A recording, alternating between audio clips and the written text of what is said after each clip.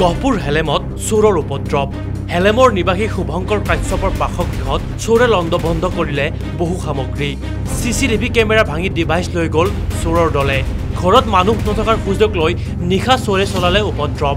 হেহতীয়াকৈ 4বাৰকৈ চোৰ ঘৰটোত প্ৰৱেশ কৰি বহু সামগ্ৰী অনিষ্ট কৰাৰ অভিযোগ উত্থাপন হৈছে কিন্তু জানিব পৰা মতে চোৰে সামগ্ৰী চোৰ কৰি নিয়াতকৈ উপদ্ৰৱে বেছি চলায় বহুবাৰ হেলেম আৰক্ষীক বিষয়টো অৱগত কৰিলে যদিও হেলেম আৰক্ষীয়ে উপদ্ৰৱ চলোৱা চোৰকেইটা ধৰিবলৈ সক্ষম হোৱা নাই মানে বাংগালোৰ থাকে গতিকে ইয়াত ঘৰটো অকলশৰীয়া হৈ গ'ল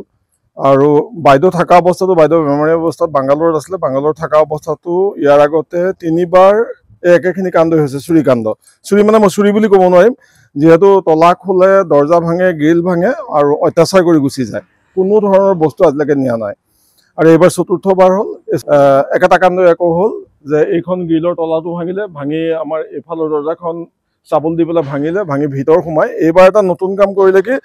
যে CC কেমেৰাৰ যিটো ডিভাইচ আছিলে ৰেকৰ্ডিং ডিভাইচৰ গোটেই সেটটো তেওঁলোকে লৈ গুচি গ'ল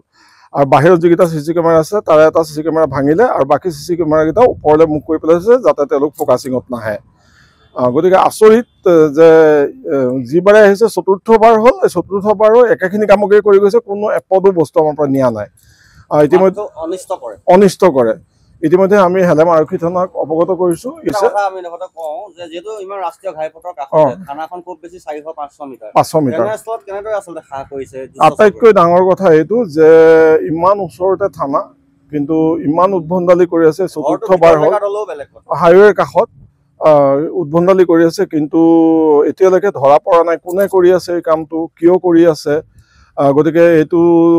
আমাৰ অলপ এতিয়া আমি চিন্তাত পৰিছো অকল ময়ে নহয় আমাৰ যিখিনি ৰাইজে গম পাইছে সবেই চিন্তাত পৰিছে যে এই ধৰণৰ হলেতো আমাৰ ইয়াত থাকাটো অলপ দিগদাৰ হৈ যাব গতিকে মই আপোনালোকৰ যোগেদি পুনৰবাৰ আমাৰ পুলিচ প্ৰশাসনক অনুৰোধ জনাইছো তেখেতসকলে বিষয়টোৰ ওপৰত গুৰুত্ব আৰোপ কৰি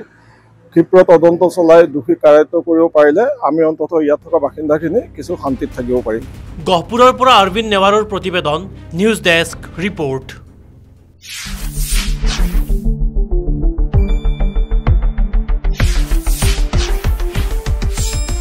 শুদ্ধ আৰু বিস্তৃত বাতৰিৰ বাবে চাই থাকক নিউজ ডেস্ক ৰিপৰ্ট।